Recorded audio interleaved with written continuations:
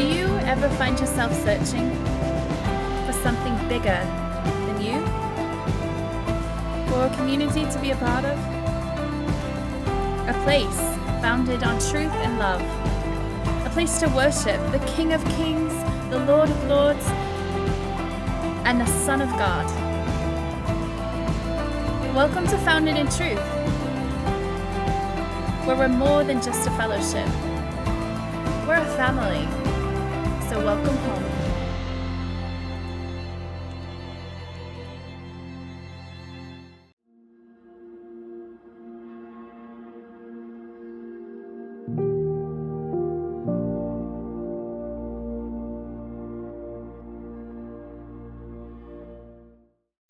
I'm excited and nervous about this week's message because we've been working through this sermon given by this rabbi named Joshua from Galilee, this Yeshua, and this short sermon on a hill, he invites a revolution to take place, a revolution and an uprising that is focused on reflecting God's good creation and God's heavenly kingdom on earth. And this sermon leads us through a series of uncomfortable descriptions of how this new kingdom people acts. This kingdom people that Yeshua invites you to become.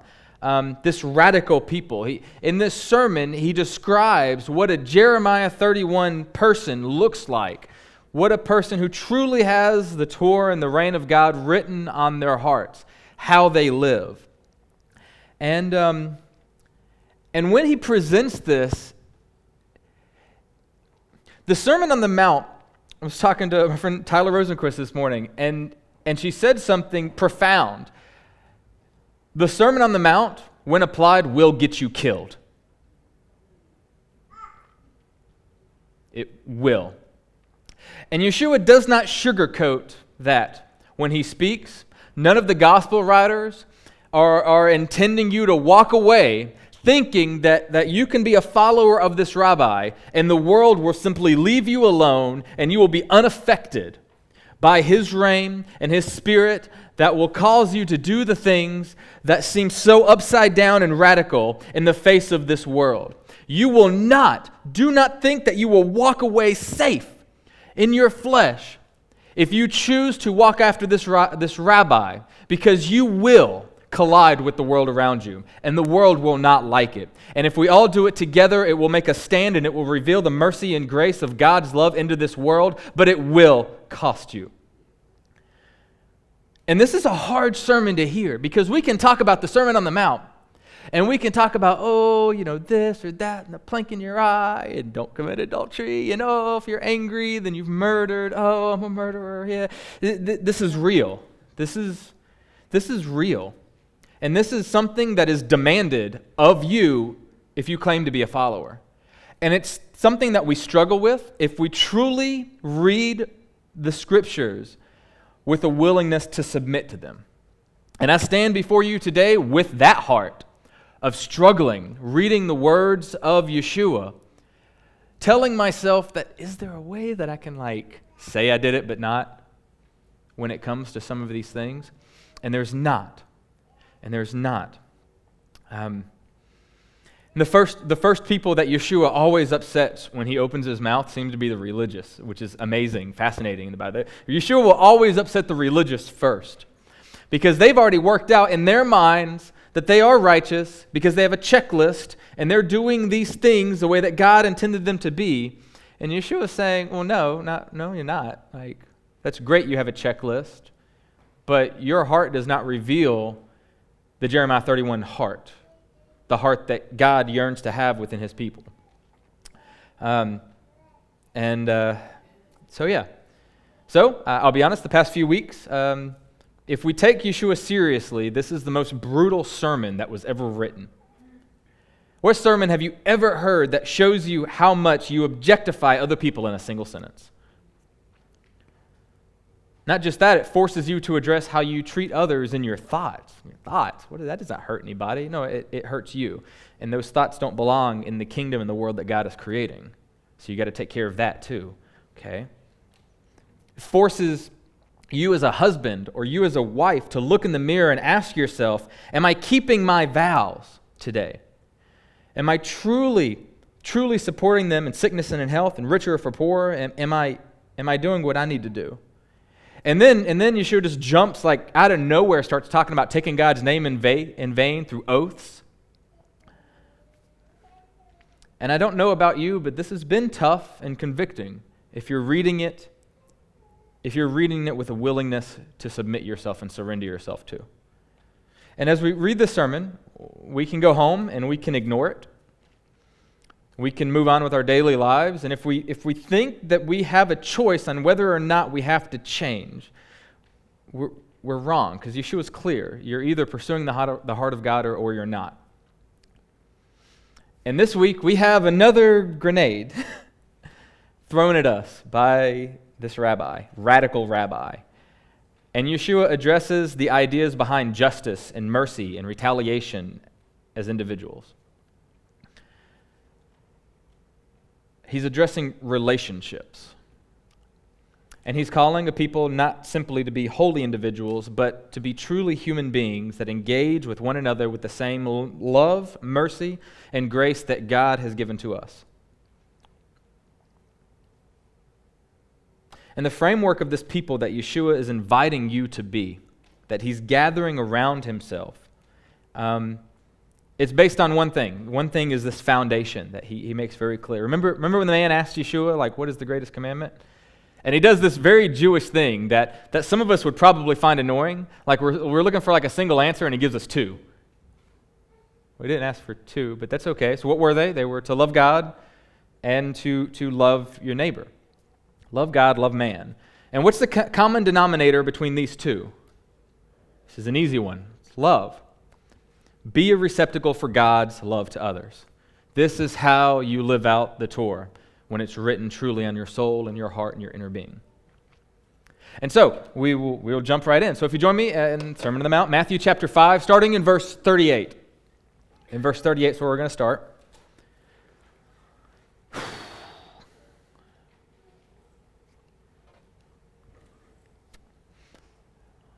If you don't have a Bible with you, I got it up on the presenter here. Yeshua speaks, and he's just continuing on, just driving this home. You have heard that it was said, an eye for an eye and a tooth for a tooth. But I say to you, do not resist the one who is evil. But if anyone slaps you on your right cheek, turn to him the other also. And if anyone would sue you and take your tunic, let him also have your cloak as well. And if anyone forces you to go 1 mile, go with him 2. Give to the one who begs from you, and do not refuse the one who would borrow from you. Okay, so here we go. 2018, we're in the South, and Jesus just said not to smack someone back if they smack you. Am I the only one that struggles with that? No one else? Everyone else is like, yeah, you don't slap them. Like, if someone just comes up and sucker punches you, like, yeah, you don't fight back. Like, but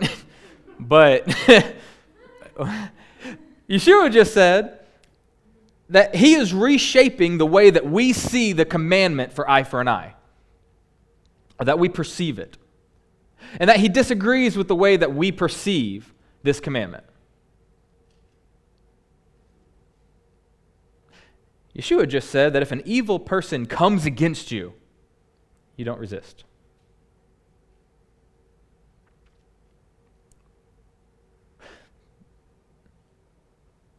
This is that moment where we as assumed believers would turn off the switch and smile as we read these words of Yeshua and say, that's so good, and walk out unchanged. That's the moment to do that. If that's you today, go ahead and flip that switch, because I've flipped it so many times before that. Just flip it. Yeah, amen.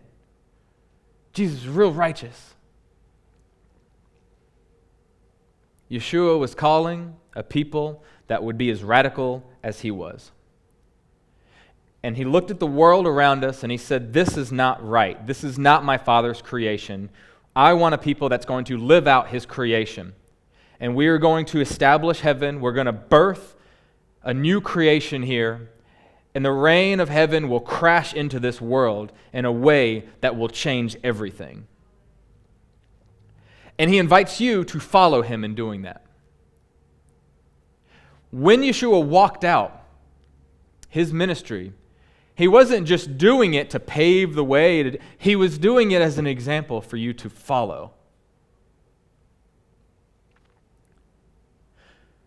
We always take it, when he tries to warn us about persecution and suffering, because his ways are not like the ways of the world. We take up your cross and follow me, and we're always like, yeah, like that's metaphorical because that person like said that bad thing to me on Facebook, and so I'm just going to endure and carry my cross. Or I had that friend at work who's like an atheist, and he makes fun of my faith. Oh, I'm being persecuted. Just take that cross. And we never stop and realize that Yeshua, you will most likely find yourself carrying a literal cross one day, walking to a hill to die for the sake of the gospel. That's what Yeshua was pointing to. And we don't like to talk about that. But here Yeshua is saying, listen, this is how I'm reshaping this. And we want to say, Yeshua, no, you don't understand. This is the South. Every home does not simply just have a firearm. Every home in the South, we got an armory.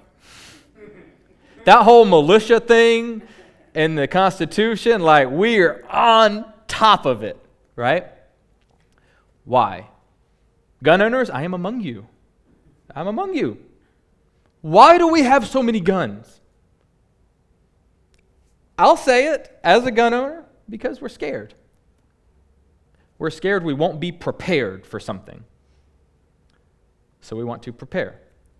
Now, if you're like me, when you prepare, the scenario you're preparing for isn't probably just someone's going to come in my house and rob me. Like that's probably a fantasy we think about. Yeah, I got all my guns. No, we act as if Russia is going to side with Mexico and fly in here and drop troops and take over the U.S. Wolverines, right? And that's what we're preparing for.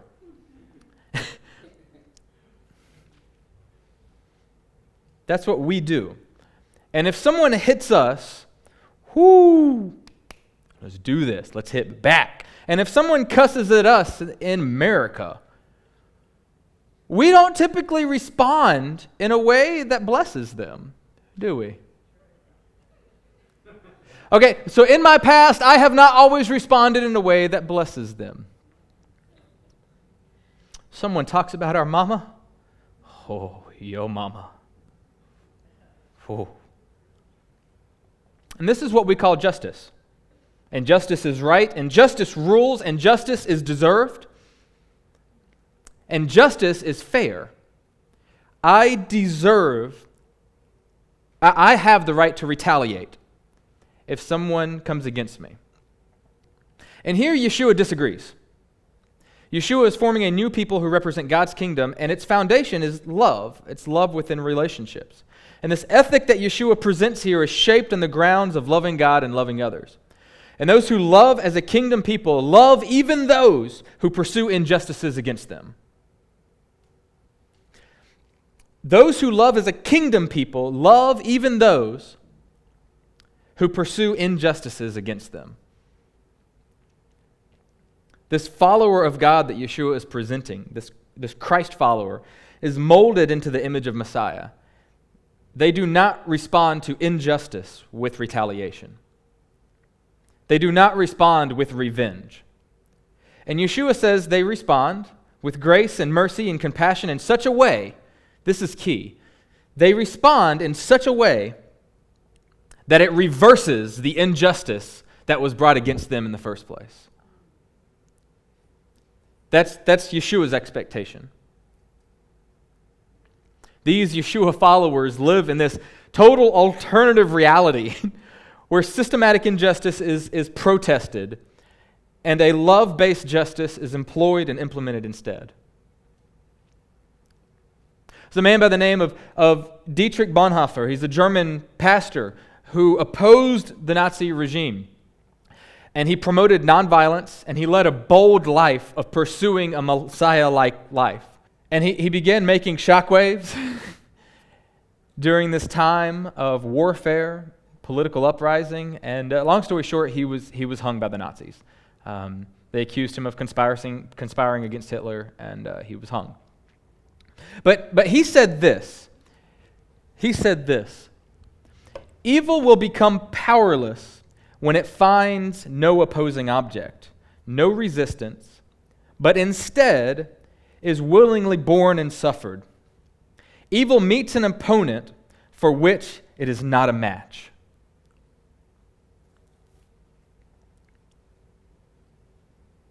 Wow. You can't fight evil with evil. It doesn't work that way. And Yeshua, the very presence of God come into flesh, the incarnation. See, when Yeshua walked among us, the world was not shaken and stirred. The world was not shocked to see the presence of God walking among them in flesh. The world was shaken and stirred. The world was shocked to see a man the way God intended him to be walking among flesh. That's what shocked the world. To see an actual fully human being living out the reality of what a godly image looks like. Look at his life. Look at his ministry. It's a picture of how we were meant to live all along. This is how God yearns creation to be. This is how God yearns to see you. This is how God yearns to see the world. And Yeshua shows up. He showed up. And he showed what it means to fully submit to God with every ounce of who you are. Scripture says that Yeshua was manifest in this human experience, in this human reality. Scripture says that he emptied himself of the glory. And it says that he became a servant. It says that he made himself likened unto man, submitting to the frailty of this human flesh. And he did this to show us what it looks like to fully submit yourself under the reign of God and be empowered by his Spirit. It's not just about looking at Yeshua as your Savior and like this person who loves you. Yeshua is very much so, in the Greek, the Kyrios, the Lord. He's your Lord. And I have to ask you, if you have a Lord today, I'm not even going to ask. It's a fact. If you have a Lord, it means that you're a servant. It means that you serve. It means that you follow him. And you know, we have this instinct as human beings known as fight or flight. Anyone ever experienced this chemical phenomena in your life? It's kind of weird to look back on. Everything kind of gets blurry. You hyper-focus on something. Some of you see red, I don't know. And it's a chemical mechanism that's triggered when you feel threatened. When you feel threatened or something that is yours is threatened. Something's threatened. And it's a self-preservation mechanism. And in that moment, you have to decide the best way to keep yourself secure or the things that are threatened secure. And you can either, A, lash out and fight, or you can hightail it out of town to protect what you want to protect. And Yeshua is calling a people that will surrender to him and that would have the courage to be changed by him. And this people who have encountered this Yeshua would have encountered the grace of the living God. And their pursuit from this moment forward, they can't help but to be changed from this human being bent on focusing on self-preservation. They can't help but to go from that to a human being that is now bent on self-giving sacrifice and self-giving love. This is the transformation that Yeshua expects his followers to have. Not treating relationships and not treating love throughout this world and not being the example of something that's based on getting things and getting what you want in life, but to have a completely life-transforming experience that whenever you see any relationship, your only heart's desire is to give and to serve. Why? Because that's what the king we follow taught us to do. This king who gives freedom in his reign. John 8:31 says, Yeshua said, "If you hold to my teaching, you are really my disciples." So if you hold to his what? Then you are his disciples, right? Seems like a good workflow. Then you will know the truth, and the truth will set you free. Love that verse, right? if you hold to his teaching, if you hold to his example, his halakha, if you submit to his teaching, submit. If you give up your own desires and pursuits, if you follow his desires and pursuits, if you give up your definition of good and evil, if you give up your selfish desires, if you give up the things you feel are yours, and you follow him, and the things that he claims are his, you will be his disciples. Submit, obey, and be a follower is what he demands of his disciples. And what happens if you take this teaching of this rabbi upon yourself? Then you will know the truth, and the truth will set you free. And this is something that we've heard many, many times, and I'm sure it just kind of glosses over, but I would ask you to meditate on that. Because it's a verse that's spoken about so many times in different sermons throughout the centuries for a reason. The freedom that he's speaking about is not like a freedom that we recognize in the U.S. See, and here we have freedom. We are a free people, right? You can say yes, because that's what, like, liberty, right? And we're free to do what? We're free to live the way we want to, most of the time. We're free to protect what is mine. It's my freedom to protect it by any means possible. It's my freedom to do whatever I want and be my own person and not be subjected to someone else's authority upon me. That's not the freedom that Yeshua offers here. Yeshua offers a freedom to live selflessly. Because our greatest enemy, guys, our greatest enemy is not the Satan or the devil. Our greatest enemy that we're going to fight and experience more and more and more than any other is yourself. It's your own flesh. Yeshua has come to set us free from that.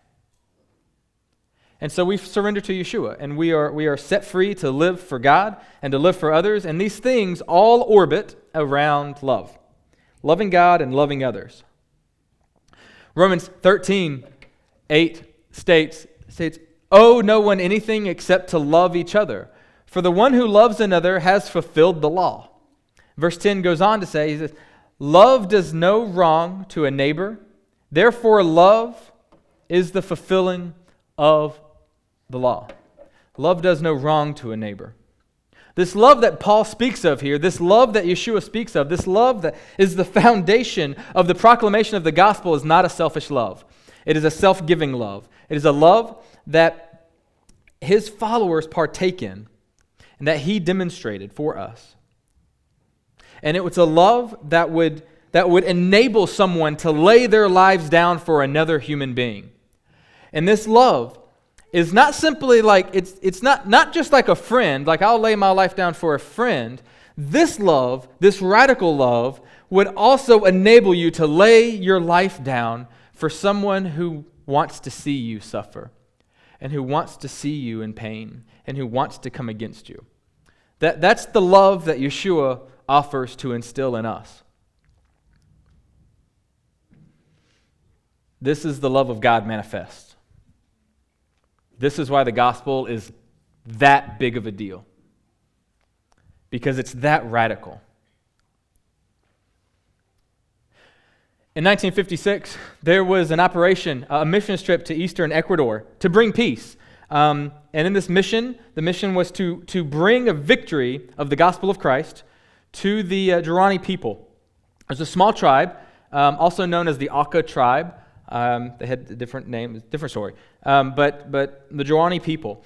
And this small tribe that lived in the jungle. And this tribe had no technology, really. They did not have the iPads or the radios, never seen a car, never had a Snickers or a Coke. And this is deep Ecuador tribal people. And they had a history of warfare and violence, not just against outsiders, but against other tribal factions. They were brutal. Stuck in the Stone Age, they used blowguns and wooden spears. And this mission team of 5 families decided to move to Ecuador when they found out about this people. And they said, this people is known for violence, and this people is known for warfare. They have never experienced the peace of God in their life, and they've never heard of the man that we know of as Jesus Christ. They don't know that name. So these 5 families moved to Ecuador with their kids and everything to learn Spanish and to learn the language and to learn even the tribal, whatever they can learn, so that they can make contact. And they can introduce these people into not a warlord, but a prince of peace. Can you imagine just that commitment? The names of the 5 men that were really pursuing this: Peter Fleming, he was 27 years old; Jim Elliott, you may have heard of him, he was 28 years old; Ed McCauley, 28; Roger Yoderin, 31; and Nate Saint, who's 32 years old. And upon first contact, they seemed okay. I think it was Jim who was flying the plane. It was either Jim or Nate, but they had this little yellow plane that would fly around this jungle just trying to look for contact. And finally they looked down and they saw someone, and they saw them and thought it was a big bumblebee or something flying around the sky. What is this big yellow, zzz, what is this little prop plane? And so they devised a method to introduce themselves to these people. So they got a big line down the plane, and the idea is to fly the plane around in the circle, and the line will stay still in the middle, so they can accurately drop a package somewhere in the camp. So they dropped gifts to the camp, and they felt like this is a pretty friendly situation. These people now know the big bumblebee gives them gifts, and we need to introduce ourselves. So they decided to land one day, and they landed. I think it was Palm Beach or Palm River. It was where these 2 rivers come together. So they landed in this patch of sand with their airplane. And these 5 men get out to meet these people for the first time. And there's a couple ladies, a couple young men who come up and meet them. It's just curious. Who are you people? What is this? And they're trying to communicate with them, and they see the plane. And one guy's like, what is that? And the pilot's like, you want to take a ride? And they take him up in a plane. This guy's like, whoa, this is amazing. He's flying around the jungle, looking down at this tribe, waving at them, whoa. So they land the plane. And so the men walked back, and if I remember the story correctly, a couple of the older women stayed to communicate and talk. They were very interested in these 5 missionaries who had come. And later that night, the women were on the way back to camp, and they got caught by the guard, the tribal guard. It was a great offense in the camp to walk without an escort if you're a woman. And apparently, the women felt they were scared because they got caught. And someone made up a story about how they got separated because these visitors, these outsiders, attacked them, threatened them. So they ran away. And the guard went back to camp, big uproar. No, I'm sorry, the older women came back to camp, and they were trying to tell them that was not the case. Long story short, the camp thought that these men were aggressors, despite other witnesses coming forward and saying, no, they're not. And so the warriors went to camp. And they left camp, and they went along the beach, and they had their spears, and they saw these 5 men there, and the 5 men were like, good, we have more of the tribe. They radioed into their families, saying, yeah, there's more of them coming. We'll radio back in a couple hours. And they were one by one speared to death by these what would be known savages, the Aka. Never got to see their families again. First contact, speared. And Jim Elliott had a quote. He says this. He says, he is no fool who gives what he cannot keep to gain that which he cannot lose. Before they went and took off on the plane, they took guns with them. They didn't like the idea of it. So we're going into this understanding the risks. If we have guns, we'll shoot them in the air as a precautionary. There was one guy who swung a gun out and tried to shoot it a couple times in the air. Apparently, he hit someone off to the side, shooting it away from the guys coming to him. That was the only instance of that. This is what happens when a believer realizes they're part of another kingdom, with another king. They realize that there is a conflict between the 2 worlds. One world has enslaved you and places you in the bondage of selfish pursuits where love is based solely on what you can get and obtain.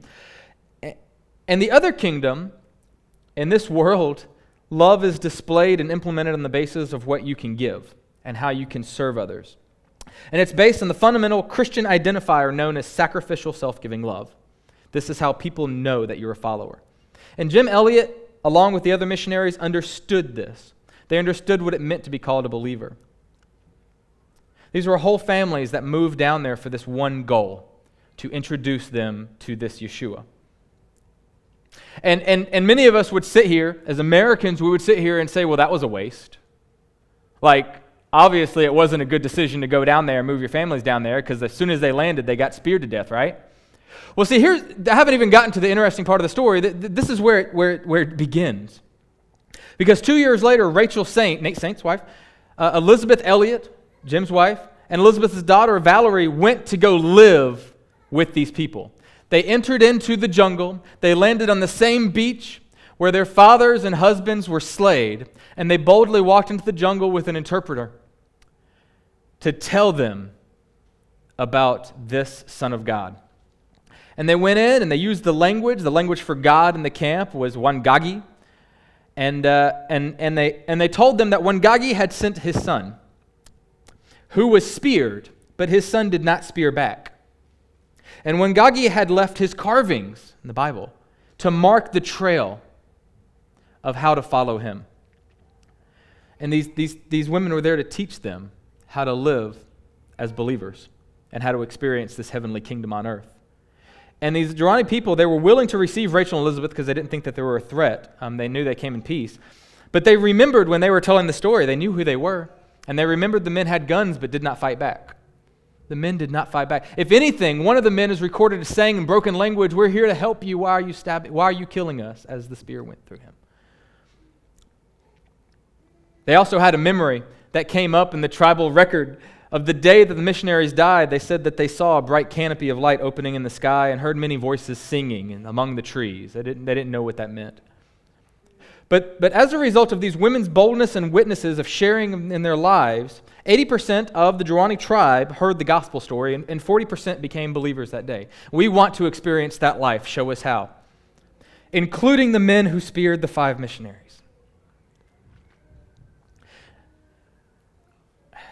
Nate's son lived out his childhood in Ecuador, but spent his summers with his aunt among the Durrani people, the people that killed his father. And at age 14, he was baptized by Menkeyi, one of his father's attackers, who became a Christian and an elder. That's him standing there, and one of these, I think it's this guy, is one of the men that was involved with killing his father. And at 14, he was ready to participate in this rite of passage in the Christian faith. And one of the men that killed his father participated in spearing his father, was saved by his mother, and became an established leader in this church, and baptized him on this day. And that's the same river that they died at, that his father died in.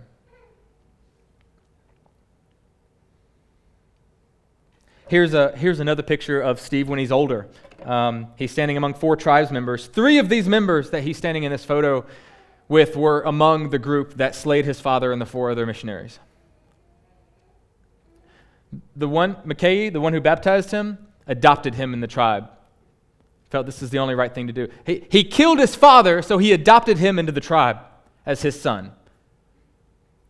Steve's children call this man grandfather. This is what the attitude of showing what God's love looks like reveals. This is what God's love, the radical, upside down way that we view God's love looks like. And being willing to spend everything to encourage a relationship between someone else and Yeshua. So I say all of that before we go into what Yeshua is saying here. What this transformation that Yeshua demands of his followers. This is tough. This is tough.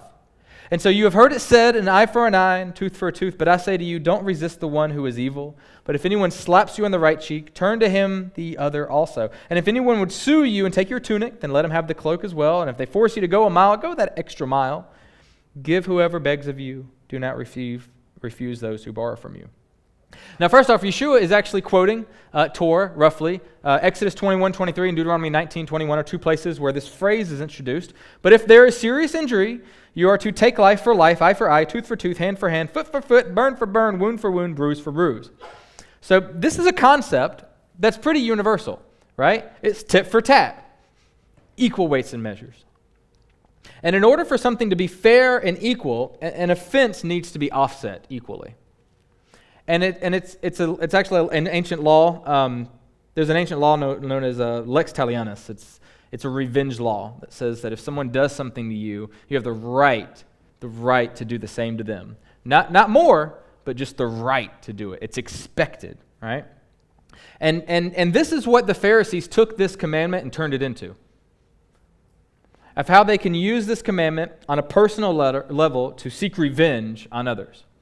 And this commandment was not meant to be used as a personal level between offenses, or it was meant to establish a form of justice in a community.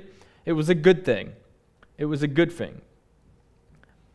But it was being used in a perverted way. And it's amazing because when we talk about tit for tat and revenge, we as a society eat this up. Anyone else okay.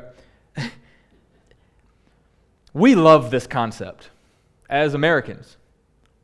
I do. I mean, I'll be honest. Love it. We love it. We love revenge films. We eat them up, right? Where there's like a victim, right? And then the victim, the justice is not served to their aggressor, but the victim somehow finds the strength to come against and find the aggressor in their life. And then all of a sudden in the film, they learn how to shoot really big guns really well in a short amount of time. And then they find their aggressor and they blow them away. Does anyone just just a satisfaction in our American culture? That's what needed to happen. Yeah.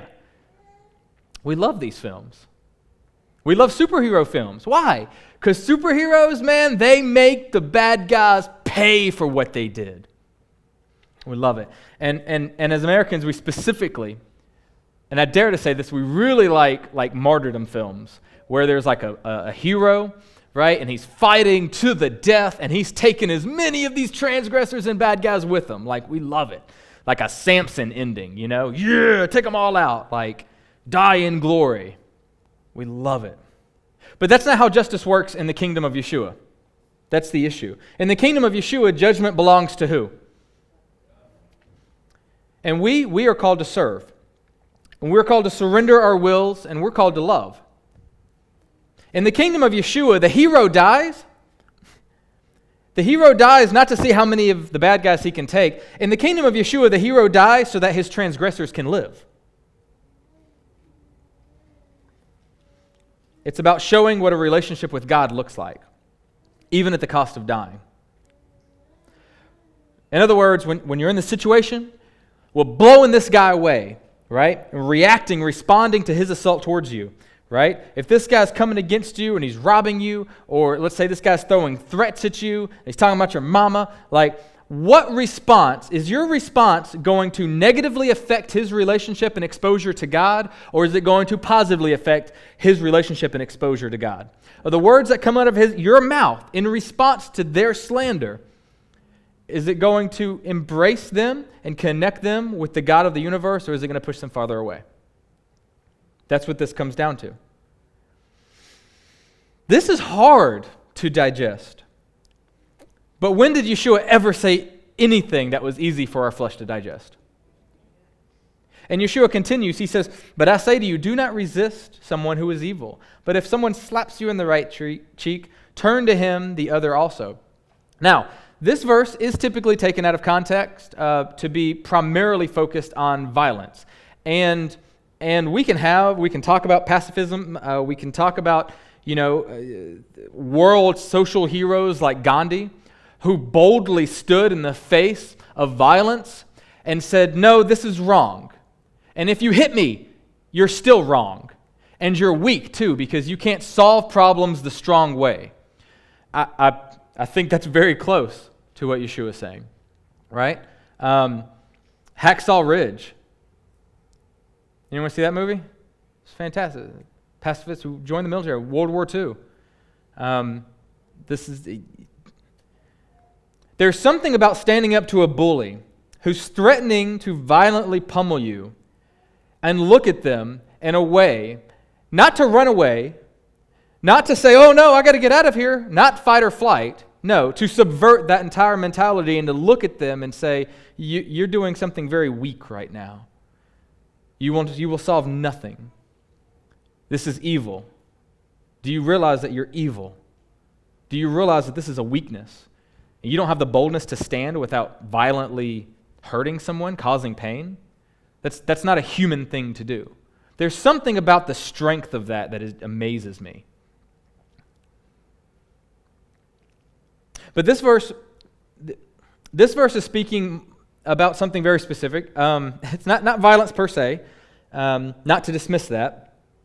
But we actually spoke about this, I think, in the Grace Anatomy series a long time ago about honor and shame. If someone came up here right now, Brad's a great example. So if Brad came up here right now and he slapped me, please don't. But if he slapped me, it would be kind of embarrassing, right? Like, it'd be a little embarrassing. Like, okay, so contrast that atmosphere. So he just comes up here, slaps me, right? I don't know if I'd still be standing, I don't know, but slaps me, right? So imagine that situation happening. How do you feel? Like, ooh, like it's getting thick, right? So now imagine if he just runs up here and socks me, bam, right?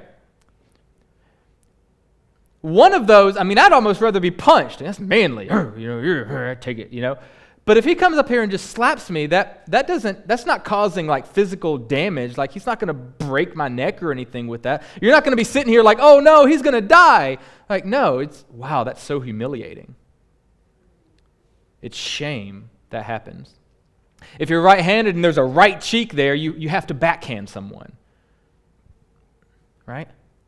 It's a whole different atmosphere that occurs there. In the Mishnah, it actually speaks about different compensations for whether you're punched or slapped. If you're punched, like you have to pay him like a couple bucks in court. If you slap someone, like it's 100 times more because of the shame that's associated with it. And like I said, this isn't speaking about necessarily like violence and death threats and whatnot. And no, that's not an excuse to justify tit-for-tat violence. That violence doesn't work is, I think, the core message of the biblical narrative. The story of the flood shows that. The story of violence does not defeat evil, is what the story of the flood teaches us. Yeshua did not call his people to be violent, brutal people. You can't defeat evil that way. But this has something to do with something much deeper. This has to do with revisiting shame with shame, retaliating with that measure. It has to do with facing persecution in the form of character assassination. It has to do with not responding to hard-heartedness with hard-heartedness. Do not respond hatred with hatred. This is not the way of the king. Do not get defensive. Show them how weak it is for them to act like that. Turn the other cheek. You want to humiliate me more? It's weak. You're nothing. Your actions are nothing. They're establishing nothing. Do not respond the same way they did, because what different are you? And whose kingdom are you serving? If someone seeks to slander you, seeks to verbally assault you in front of others, when people say things that make your blood boil because no one's ever had that happen before, so you lunge at them with the same, if not more, vile language from the darkest places of your heart. Yeshua is saying that you are participating in the world, not the kingdom, when you respond that way.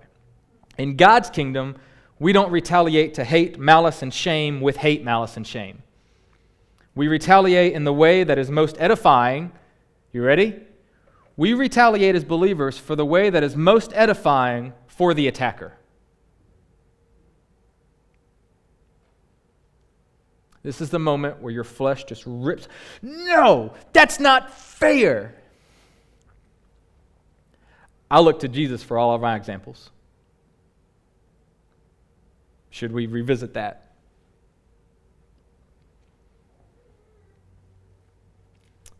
As believers, their relationship with God is our mission. And that's what's supposed to give us the boldness to stand.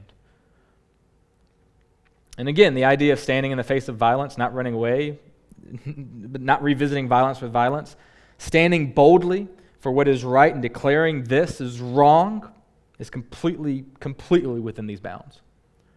Even the early church, we have writings where the sanctity of life was so consuming for the early church that people would reject, go put in jail because they refused to join the Roman military.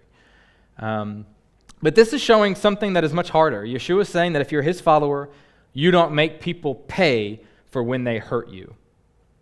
You endure, you sacrifice, and you take it because that's what love does. That's what Yeshua's love does. That's what Peter says. Do not pay, in 1 Peter 3:9, do not repay evil with evil or insult with insult. On the contrary, repay evil with blessing, because to this you were called so that you may inherit a blessing. We're called to live selflessly even to those who seek to hurt us and to bring shame upon us.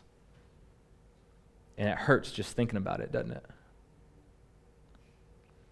For if anyone would sue you and take your tunic, let him have your cloak as well. So Yeshua's moving realms here. He was in the realm of like honor, defending your honor, and now he's moving towards something that's very close to home. As Americans, possessions. We love our possessions. If someone sues you and takes your tunic, so there's pretty much two types of clothing generally in the biblical narrative. You have your outer wear, which is like a long coat. It's very fancy. It's what you sleep in. It's like a sleeping bag with sleeves, really cool. And then you have your inner wear, which is your underwear, right? Essentially, right? And it's fascinating because Yeshua says this on purpose. Like, why would anyone want your underwear? Well, Yeshua's trying to make a point here because in Torah states that you cannot take someone else's outerwear coat. It's illegal in Deuteronomy 24:12 through 13 and Exodus 22:26 and 27. It's illegal. God says, listen, if you get a pledge, if you obtain someone's coat, you need to give it back to them before night because that's all they have. That's their sleeping wear as well. And if they cry out to me, then I'll get angry, right? And so Yeshua is addressing this. That's why he's saying that, is because an Israelite can't sue you for your coat, but they can sue you for your underwear. I have at it. I don't know. And Yeshua is saying that when someone takes you to court for the only thing they can get from you, for the only thing, no matter how petty it is, you give that to them and give them the thing that they're not entitled to as well. Give them the thing that they're not entitled to. Wow. Be that radical. We are called to be selfless, and we can fight this accusation. We can go to court. We can argue. We can slander. But a person who's tasted the salvation of God through Yeshua is someone who's going to be more concerned with Yeshua's honor than their possessions in this scenario. That's hard, that hurts, but it's the truth. The desire is to protect Yeshua's honor. And even see that your enemy that is suing you come into knowledge and grace of Yeshua. Why? Because it's not I, but him that resides within me. It's not about you. It's about him. Remember when Paul and Silas were in prison and the earthquake came? They were praying and singing praises and lights went out and the guard got up and thought they'd escape, so he pulled the sword out. This is the guard that abused them, spit on them, cussed them, you stupid. Pulled his sword out. He's ready to kill himself because he thought he lost the prisoners. And he's about to do it. Now, I don't know about you guys. I've never been in that situation. I know the bounds of my flesh. I may have thought about letting him do it. Just let him do it. Yeah, good. Paul speaks out, hey, bro, no, don't do that. We're still sitting in our jail. We're hanging out. You don't have to kill yourself. Don't do that. Even though you probably deserved it, and anyone else would want you to do that, we don't want you to do that.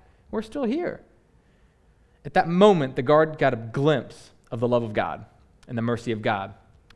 And the question that he asked Paul is, how do I be saved? How do I experience this kingdom that you're a part of?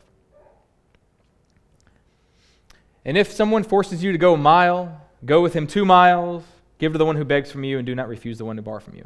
Roman military personnel could organize bands of unpaid laborers from the common people to construct roads and fortifications and building materials. If they saw you on the side of the road, they could force you to carry their weapons in backpacks for a little while, right? Most familiar New Testament scene is when Simon's just hanging out, and here comes Yeshua, and he drops his cross, and what's the Romans say? Pick up his cross. By law, okay, I got to do this. By law. This is what Yeshua is speaking about. And Yeshua is stating, as a believer, a witness of the birth of new creation, an ambassador of God's kingdom, you are so sold out to God, and you're so grateful to God, and you're so excited to serve in any capacity whatsoever, that you are willing to give yourself away. and you're willing to give here, even your time, walk with us 1 mile, peasant. Oh, wait, here's a mile. You need me to go for another mile with you? Like, can you imagine the look? Sure. All right, let's do it. This is how you subvert the powers of this world. You have just taken all of the power that was meant for harm away from the attacker, and you've made it into a blessing for them, showing what God's mercy and grace looks like. Wow. Wow. Each one of these statements is targeting 3 things. Essentially, the desire to protect your honor, the desire to protect your possessions and your property, right? And the desire to protect your time. The 3 things that you give to anything that you love. And each one of these examples is employing the reality of what is best for the person in front of you. That's what Yeshua is calling his followers to do. Welcome to the rabbi from Galilee that changed the world. Stop thinking about yourself and think about them. And so I ask you today, what are you unwilling to give up? I would assume that you're probably doing the same thing I am and making the list. What are you unwilling to give up? What hurts you the most? What makes you go no the most? Is it your pride? Is it your possessions? Is it your time? Self-sacrificial love is what we are willing to give for the sake of others. But what about finances? That's something that hits home. So we don't care about our coats in America. We care about our money. Are you good stewards to what God has given you with your income? It's an honest question. It's a taboo subject. The pastor just brought up finances. Yeah, I did. Because if God has brought you to the mission field of Ecuador, guess what? You're expected, you're required to give of your time and your energy and your money. If God brings you to a family in need, guess what? Guess what's expected of you? Your time and your energy as a money. If God calls you to be a part of a community fellowship somewhere, God calls you to make a choice on whether or not you're going to give yourself to that community that he's called you to or not. Will you give your time and your energy and your money to that? You can always tell who's been called by God either at a fellowship or here or in the mission field, because these are the ones who are on fire for serving and giving anything and everything they possibly can for the sake of the mission that they know God has them on. And that's incredible. Incredible. Because if they know that God has called them to be a part of a community, wherever that would be, he's called them to pour into it. So, what boundaries have you placed on the status of being a self-giving, sacrificial giving believer in your walk? Would you have ran home when the spear was thrown? Or would you have seen, wow, my husband just walked like Yeshua did. And he followed Yeshua. So Jim Elliot's wife said that was confirmation for her, that they were meant to be there when she found out her husband was impaled. Because that's what Christ did. He was impaled. My husband died in similar fashion to Christ. Wow, God has brought us here to witness to these people. We're here for a reason. Worship team, you guys can get set up. Yeshua lived this attitude out. Remember the night of his arrest? Yeshua struggled with self-preservation as well. Remember the prayer? Fight or flight. He was ready for flight. He was ready for it. God, take this cup from me. I don't. But what happened? Self-giving, sacrificial submission to God. We learn from that. Through his self-sacrificial love, God's mercy and grace was revealed to the world. And this was Yeshua's charge. This is Yeshua's charge to you today, reading from the scriptures. When will you put down your fists and stop making it about you? When will you realize that you represent your king in your actions? When will you make a stand against the way that this world says judgment should happen and collide with this world in the most radical way? It's hard to forgive. It's hard to give up things that you feel entitled to. We love being greedy. It's hard to surrender when you feel passionate about a certain topic in your life or subject. It's hard not to be consumed by revenge and retaliation in this world, in this present day. Yeshua did it for you, and he calls you as his follower to do the same. Your pride, your anger, your entitlement are getting in the way of the experience of God's kingdom on earth. That's what's being told to us here. And we're called to trust in Yeshua and choose to give back to him all that we are. So I don't know your story this week, but Yeshua called us to put the integrity of our relationships first, and as fully human beings, pursue God's justice, reflect God's righteousness, and show the mercy and strength of God's love as his representative. So I want you to walk away today. Next time you're in conflict and someone's come against you, next time someone surprises you with an insult, next time someone demeans you, next time someone steals your honor, I want you to ask yourself, as a believer, what do I do now to make sure and promote their relationship with God? That's what we're called to do. That's the cost of following. Shalom, I'm Matthew Vanderels, and I hope you enjoyed this message. Founded in Truth exists to cultivate a fellowship of image bearers that live the redeemed life only Yeshua can give. If this ministry has been a blessing to you, we would love to hear from you. Send us an email through the contact form on our website and tell us how God has used this ministry to edify your faith and relationship with Him. If you'd like to see more messages like this one, subscribe to our YouTube channel by clicking here. If you'd like to donate to this ministry and be a part of what God is doing through it, you can donate through our online giving portal here. We thank you for your continued support, and we look forward to next time. Shalom.